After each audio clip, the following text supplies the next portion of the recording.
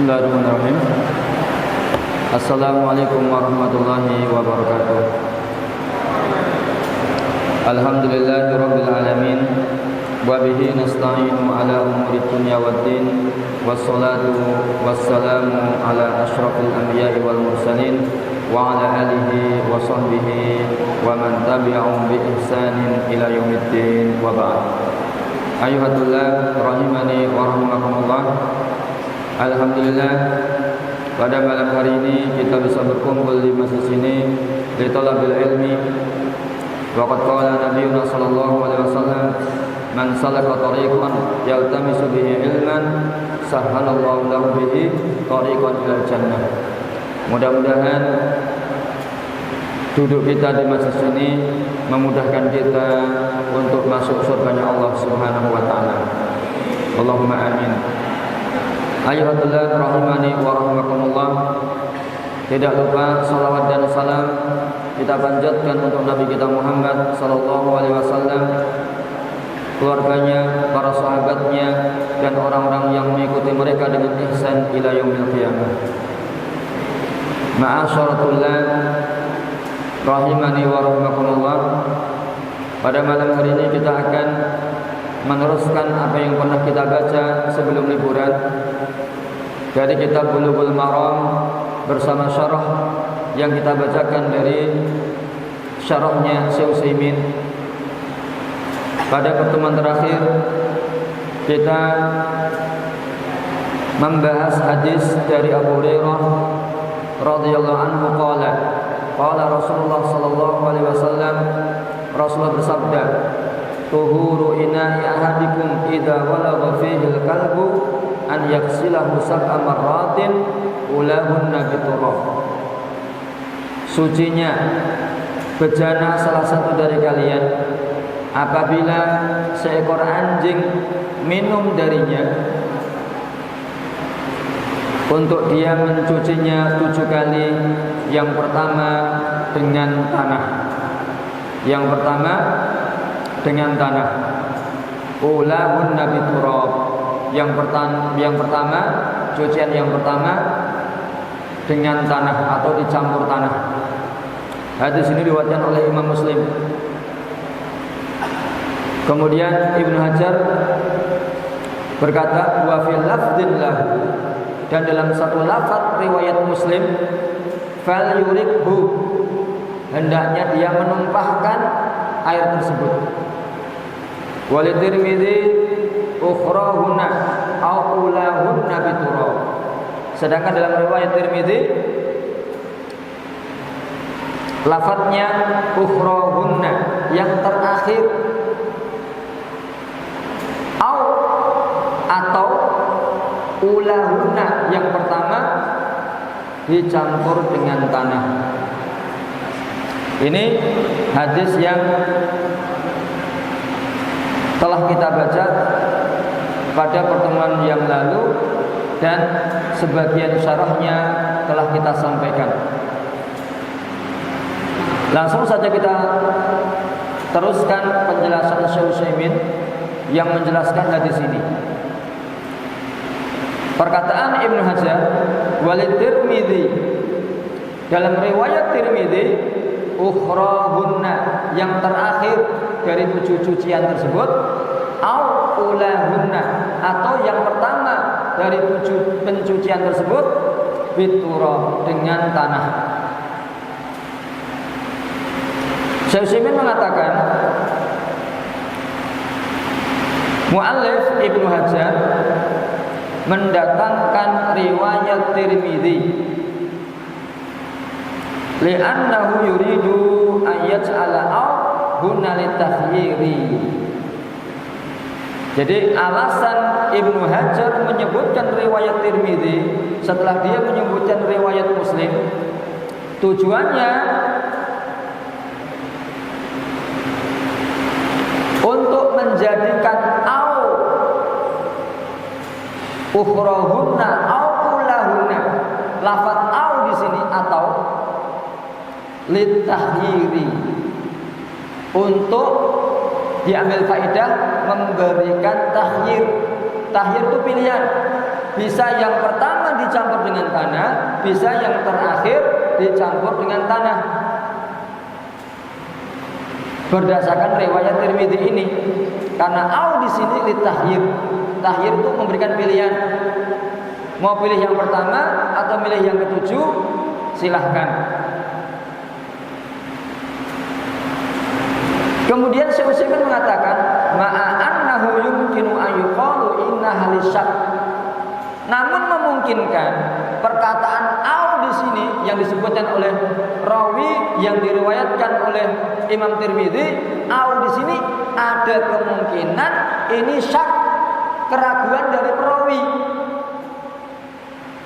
Au di sini memungkinkan untuk dibawa ini keraguan-raguan yang ada pada diri perawi.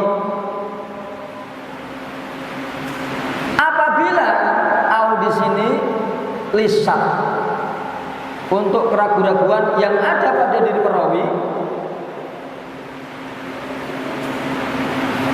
sedangkan dalam riwayat Muslim tidak ada syak di situ. Dalam riwayat Muslim kan ulahuna bitrab, pasti yang pertama dengan tanah. Yang pertama dicampur dengan tanah. Dan tidak ada au di situ. Dalam riwayat Muslim tidak ada au ukhrahuna. Tidak ada aunya atau yang menunjukkan keraguan-raguan. Jadi dalam riwayat Muslim dipastikan ulahuna biturab. Yang pertama dicampur dengan tanah. Syekh Utsaimin mengatakan fayuhmalul maskuku fihi ala ma la syakka fihi. Maka riwayat yang meragukan dibawa kepada riwayat yang tidak ada keraguan padanya. Artinya dibawa kepada ulahunna biturab. Cucian pertama dicampur tanah.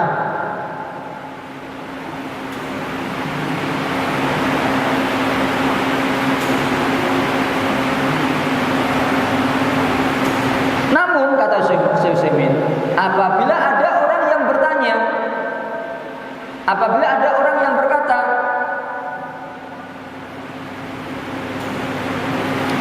apabila membawa riwayat ini kepada tahyir, memberikan pilihan, au tanwi, memberikan keanekaragaman, maka lebih pantas fa innahu aula min hamlihi ala syak. Maka ini lebih pantas daripada membawanya, menafsirkannya kepada keraguan-keraguan dari perawi. Jadi Syekh tadi mengatakan riwayat yang pasti atau riwayat yang meragukan dibawa kepada riwayat yang pasti. Artinya yang pasti itu ulahun nabi turab. Karena dalam riwayat Muslim tidak ada au di situ. Kemudian ada muqtarid, ada orang yang membantah. Apabila riwayat itu dibawa kepada tahyir bisa, atau dibawa kepada tanwi, menganekaragamkan cara mencuci, itu bisa dibawa ke situ. Ini lebih baik daripada membawanya, menafsirkannya kepada keraguan-keraguan dari diri perawi.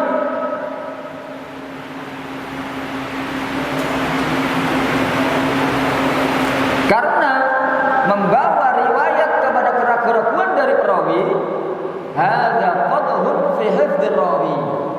Ini celaan bagi hafalannya perawi tersebut. Jadi riwayat Tirmidzi tadi ukhrahunna au ulahunna, yang terakhir atau yang pertama pencuciannya dicampur dengan tanah. Kalau au ini kita tafsirkan dengan lisan, keraguan-keraguan dari perawi, ini menunjukkan celaan bagi perawi tersebut. Artinya hafalannya gak kuat.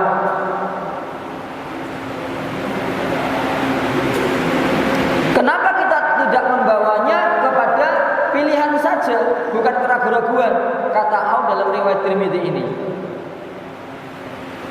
Maka Syekh Utsaimin menjawab, hadza haqqun, perkataan ini benar. Idza taraddadal amru, apabila perkaranya itu meragukan. Wa hadhihi qaidah mufidah annahu idza daral amru baina an takuna aw litanwi aw litakhyir aw lisyak fal aula hamluha ala tanwi aw takhyir hasba siyaqi wal qarinah. Saya mengatakan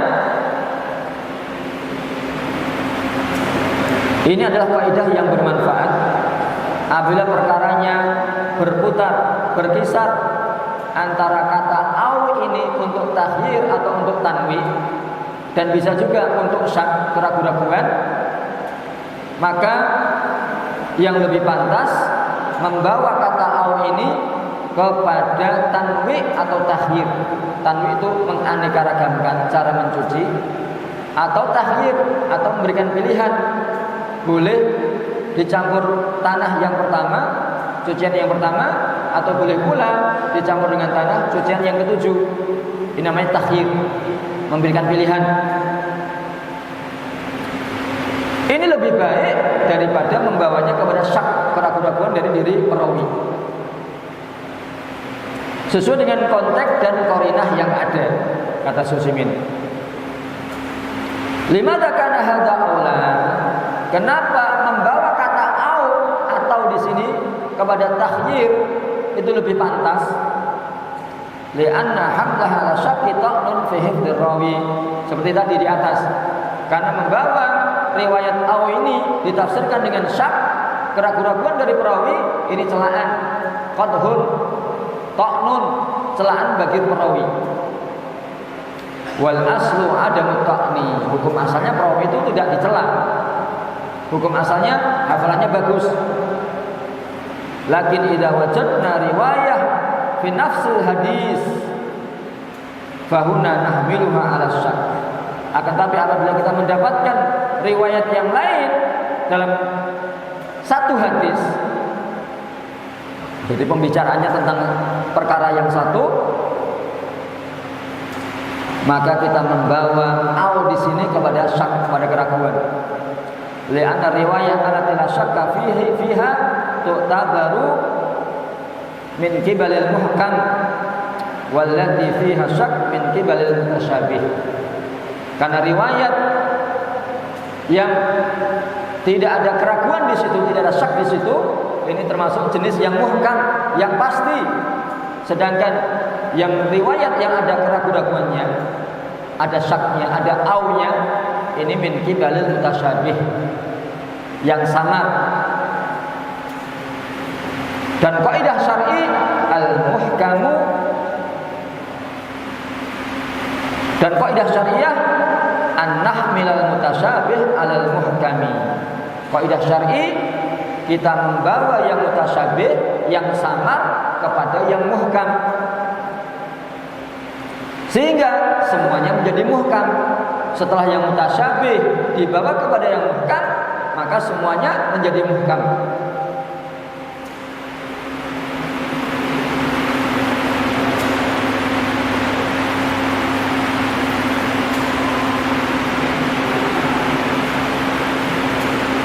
Jadi yang rajih sebagaimana yang disampaikan Syekh Utsaimin, bahwasanya riwayat Tirmidzi ukhrahunna aw ulahunna, ini au di sini syak minar rawi, keraguan-raguan dari perawi, maka yang meragukan dibawa kepada yang tidak meragukan, yaitu riwayat Muslim ulahunna biturab. Yang pertama dicampur dengan tanah. Yang pertama dicampur dengan tanah. Jadi kalau kita mencuci bejana, apakah itu piring, apakah itu mangkok dan yang lainnya, yang di situ ada air yang dijilati, yang diminum oleh anjing, cara mencucinya yang pertama, cucian pertama dicampur dengan tanah. Karena riwayat Tirmidzi tadi dengan kata au di sini lisyak, keraguan-raguan dari perawi. Seterusnya,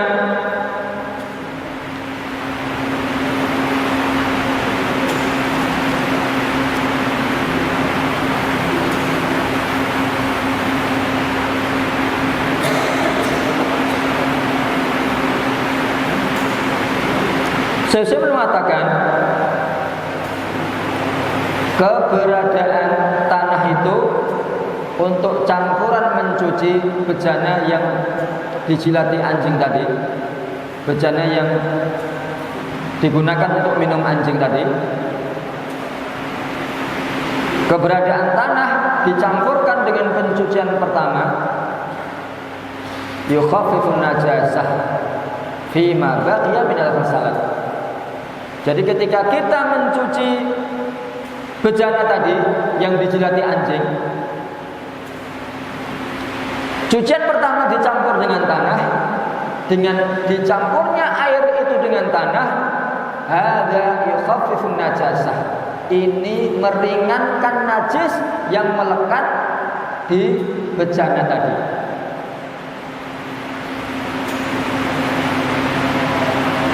Inna ma ba'dal ula la yahtaju ila turab. Kemudian cucian kedua, ketiga dan seterusnya sampai ke-7 enggak perlu dicampur dengan tanah. Ini tidak diragukan bahwasanya campuran tanah pada pencucian pertama ini meringankan najis yang melekat pada bejana tersebut. Najis dari air liur anjing.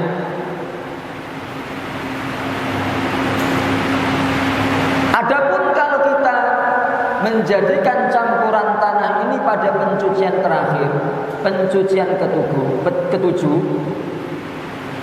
maka 6 kali mencuci, yaitu cucian pertama, kedua sampai ke-6, kan tidak ada tanahnya, maka tidak ada keistimewaannya.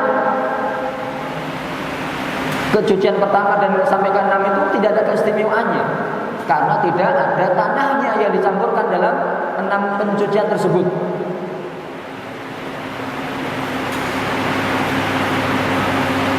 Kemudian Syekh memberikan contoh atau memberikan permisalan. Idza ja'alna turaba fil ula, apabila kita mencuci bejana itu dengan pencucian pertama, yang mana pencucian pertama dicampur dengan tanah,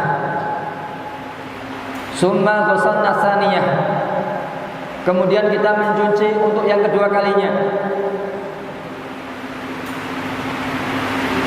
kemudian pada pencucian kedua ini insaba syai'un minal ma'i ala subi insan atau ala ina'i insanin, kemudian ada air yang tumpah pada pencucian kedua ini. Ketika kita mencuci bejana yang dijilati anjing tadi, yang digunakan untuk minum anjing tadi, pada pencucian kedua, air yang digunakan untuk mencuci tadi, pada pencucian kedua tadi mengenai pakaian orang atau bejana yang lainnya.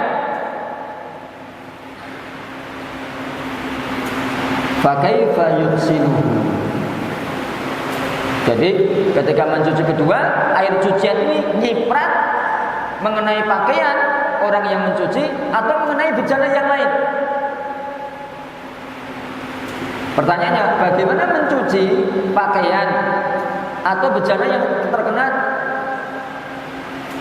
guyuran percikan air yang digunakan untuk mencuci bejana tadi, bejana pertama yang dijilati anjing? Yang mana air tersebut yang mengenai pakaian tadi adalah air cucian kedua.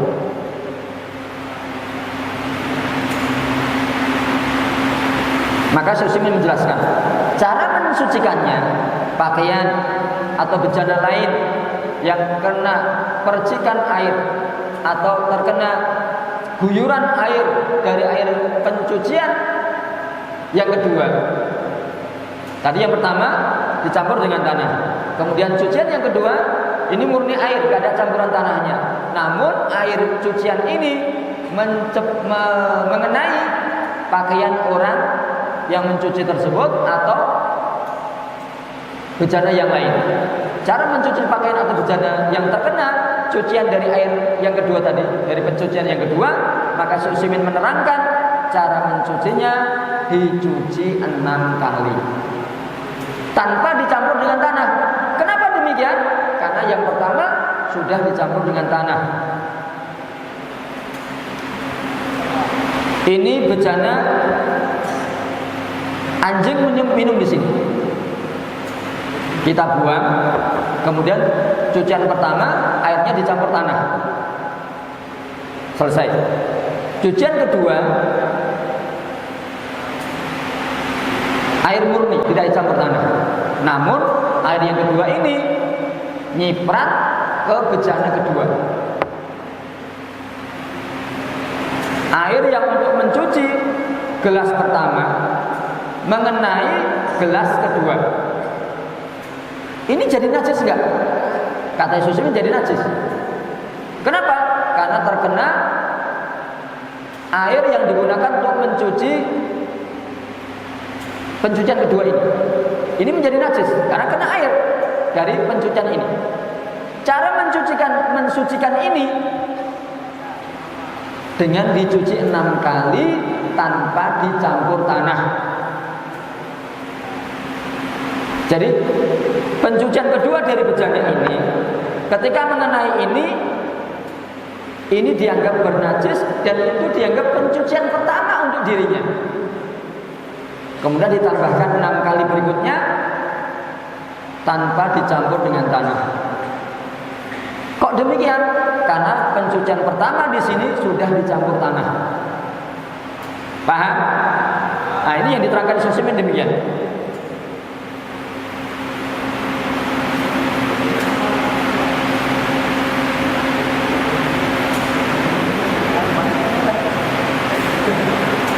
Maka dari contoh ini membawa riwayat Muslim yaitu ulahu nabi turab yang pertama dicampur dengan tanah, ini yang lebih benar. Jadi ketika kita mencuci bejana yang digunakan untuk minum anjing, maka cucian pertama dan ini yang rajih dicampur dengan tanah.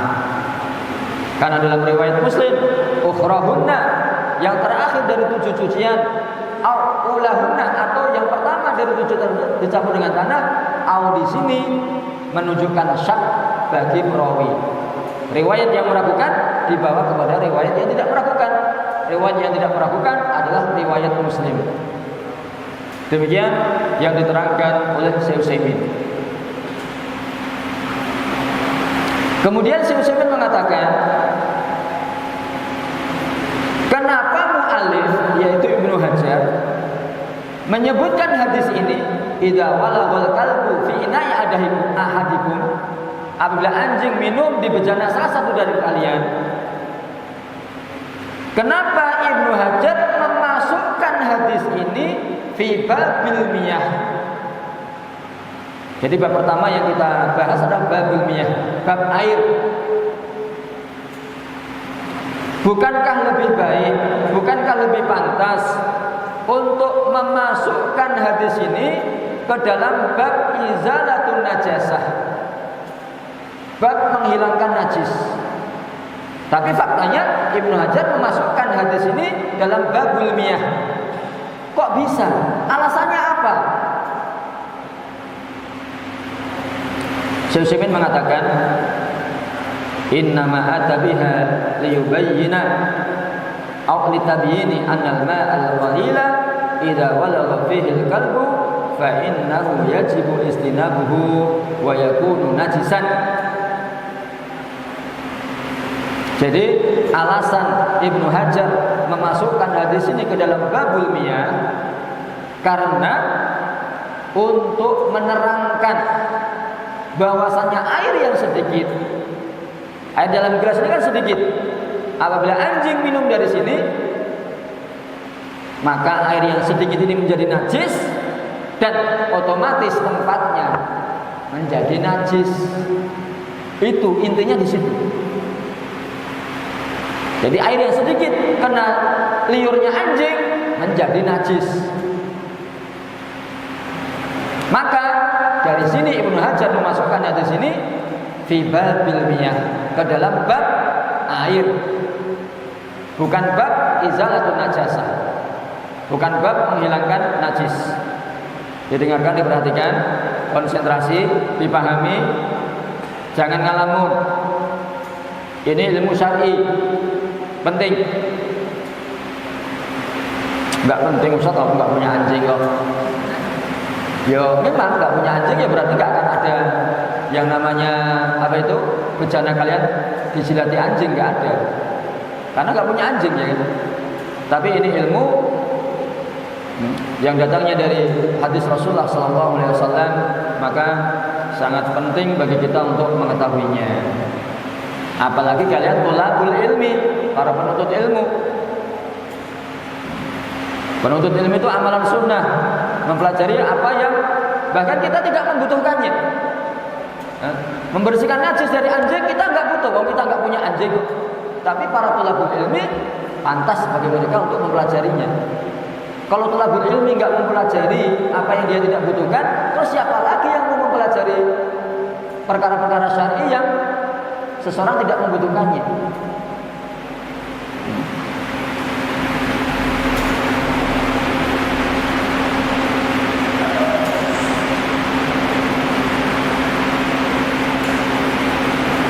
Kemudian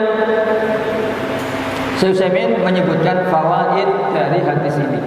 Hadis idza walabal qalbu fi ina'i ahadikum. Pertama, annal qalba najisun.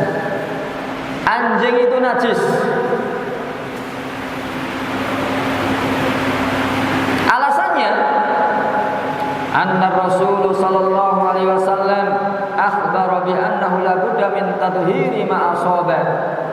Rasulullah menjelaskan bahwasanya harus disucikan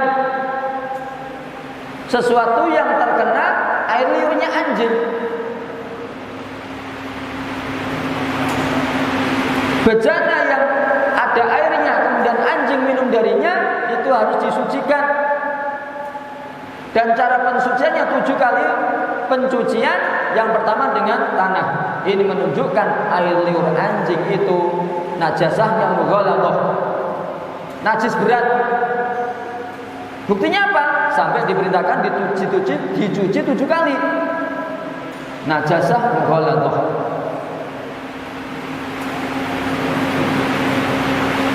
Dan Nabi mengatakan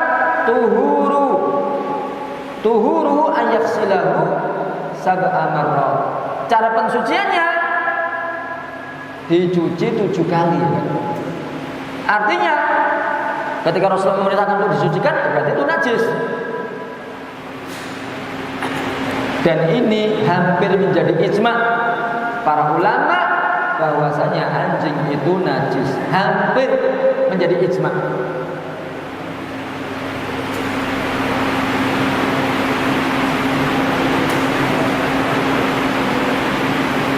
Dan hadis ini juga menjadi bantahan bagi kaum yang berpendapat bahwasanya anjing tidak najis.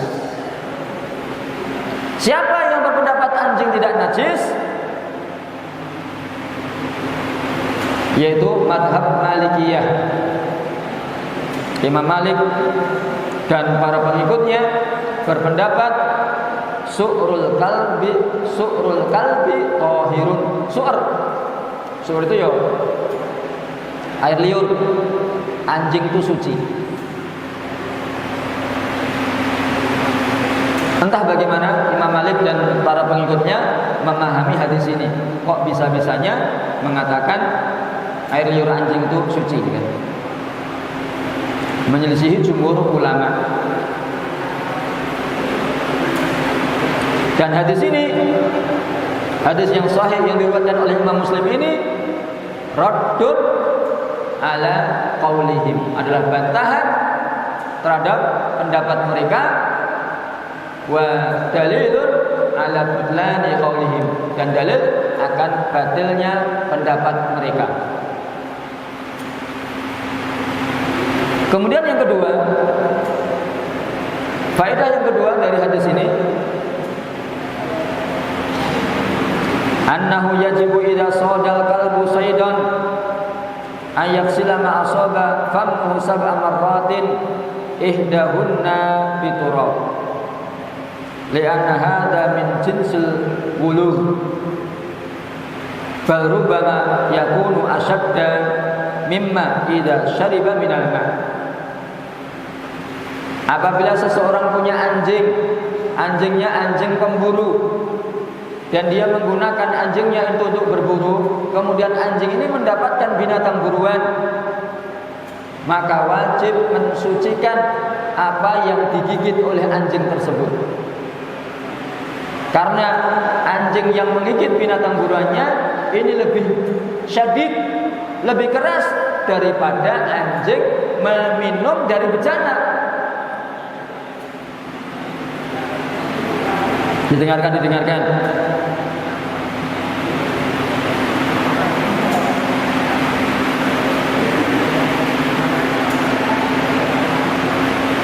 Dan bisa jadi air liurnya masuk ke dalam daging ketika giginya atau taring anjing tersebut menggigit binatang buruan tersebut.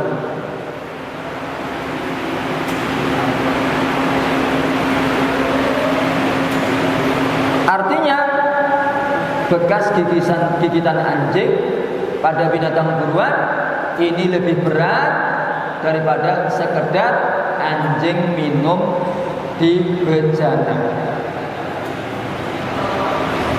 Didengarkan. Uskutu.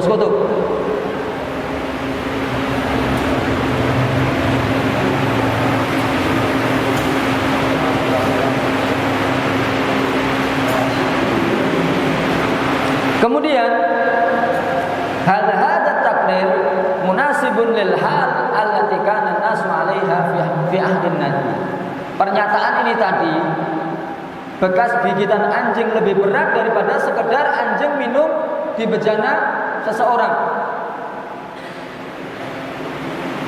Takrir ini tadi apakah sesuai dengan kondisi yang ada padanya para sahabat di zaman Nabi? Yang mana para sahabat di antara mereka juga ada yang berburu dengan anjing. Namun tidak ada penukilan dari Rasulullah SAW bahwasanya Nabi memerintahkan untuk mencuci daging binatang yang digigit anjing tersebut.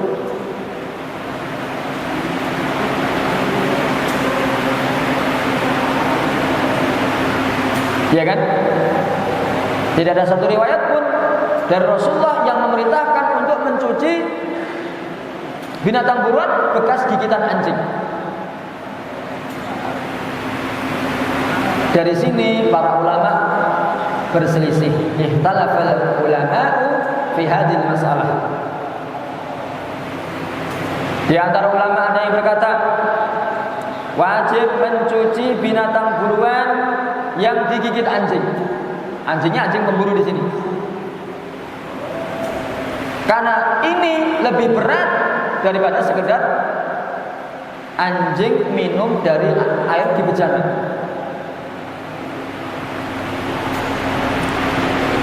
Maka bekas gigitan anjing pada binatang buruan tersebut dicuci 7 kali. Yang pertama dicampur dengan tanah.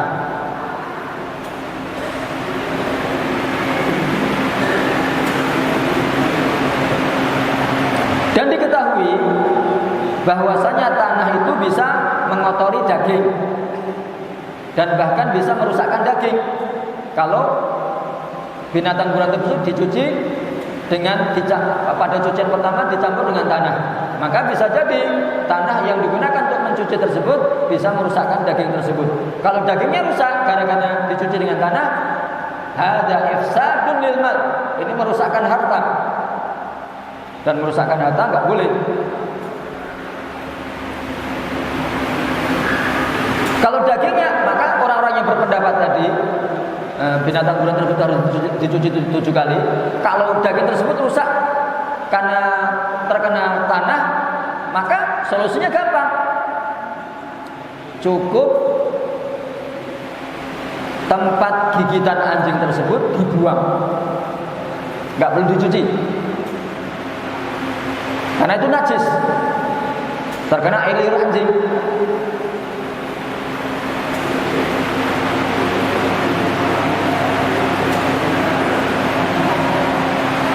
Kalau dibuang mubazir, jadi kan tempat gigitan anjing dikupas atau dipotong kemudian dibuang, nah ini mubazir.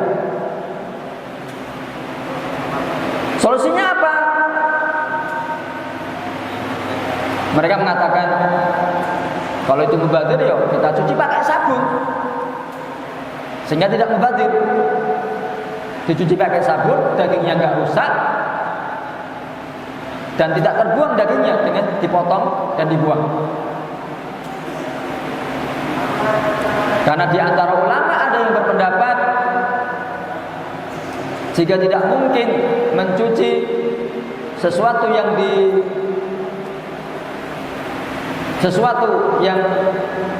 anjing minum di situ dengan tanah tidak mungkin, maka bisa digantikan dengan sabun. Karena bila dibandingkan antara sabun dan tanah, maka jelas kita mengetahui sesuatu yang dicuci dengan sabun itu lebih bersih daripada sesuatu itu dicuci dengan tanah.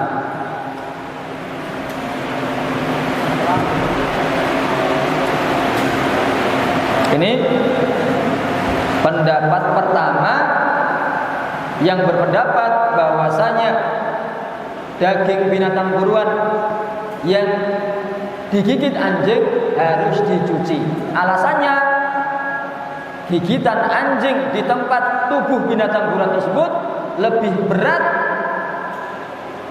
untuk keberadaan najis dari air liur anjing itu daripada bejana yang ada airnya kemudian anjing minum dari bejana tersebut. Itu alasan mereka kenapa binatang buruan harus dicuci. Binatang buruan yang didapat oleh anjing pemburu harus dicuci. Cara mencucinya sama dengan mencuci bejana yang anjing minum darinya, yaitu dicuci 7 kali. Yang pertama dicampur dengan tanah. Ini pendapat pertama. Pendapat kedua, dan ini yang dirujukkan Syekh Utsaimin, tidak wajib mencuci binatang buruan yang digigit oleh anjing pemburu. Alasannya, karena zaman dahulu, di zaman para sahabat, ada para sahabat yang berburu dengan anjing pemburu. Dan para sahabat juga bertanya kepada Rasulullah, hukum mengkonsumsi hasil buruan anjing pemburu. Dan Rasulullah tidak menyebutkan hukum untuk mencuci binatang buruan tersebut yang digigit anjing untuk dicuci 7 kali. Rasul tidak menghabarkannya, tidak menyampaikan hukumnya demikian. Maka dari sini kita mengetahui bahwasanya najis yang ada pada binatang buruan hasil dari gigitan anjing pemburu tersebut minan najasat al-ma'fu anha, termasuk najis yang ma'fu. Ma'fu itu dimaafkan. Kenapa? Karena tidak ada riwayat dari Rasulullah. Rasulullah memerintahkan para sahabatnya yang berburu dengan anjing pemburu untuk mencuci hasil buruan anjing tersebut. Wala ta'ajjaba annallaha yarfa'u ad-darara wal haraj an ummah bihaitsu yazulu asar najasa bil kulliyah. Dan tidak heran bahwasanya Allah mengangkat kemudaratan, mengangkat dosa dari umat yang mana bekas najis tersebut bisa hilang secara keseluruhan.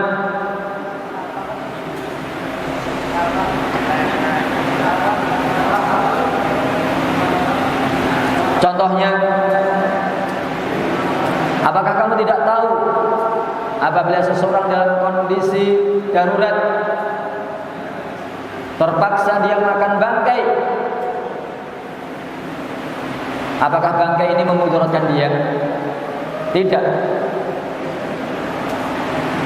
karena dia dalam kondisi darurat. Kalau tidak makan bangkai akan mati, maka boleh.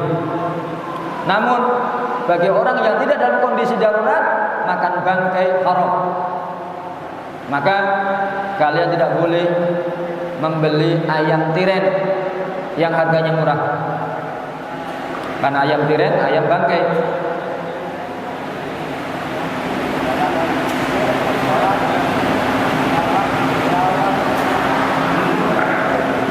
Dari sini kita mengetahui bahwasanya para sahabat dahulu juga ada yang berburu dengan anjing. Namun tidak ada riwayat dalam hadis baik yang sahih maupun yang dhaif. Ada riwayat yang menerangkan bahwasanya Rasulullah menyampaikan kepada para sahabat untuk mencuci binatang hasil buruan anjing tersebut. Tidak ada riwayat satupun baik dalam hadis yang sahih maupun hadis yang dhaif, tidak ada. Maka dari sini kita mengetahui bahwasanya tidak wajib mencuci binatang yang digigit oleh anjing pemburu. Dan ini pendapat yang rajih. Wallahu taala a'lam. Ayyuhallazina rahimani wa rahimakumullah. Ini yang bisa kita sampaikan pada pertemuan kali ini, mudah-mudahan bermanfaat. Wa naktafi bihadzal qadr. Subhanakallahumma rabbana wa bihamdika asyhadu an la ilaha illa anta astaghfiruka wa atubu ilaik. Wa sallallahu ala nabiyyina Muhammad. Wassalamualaikum warahmatullahi wabarakatuh.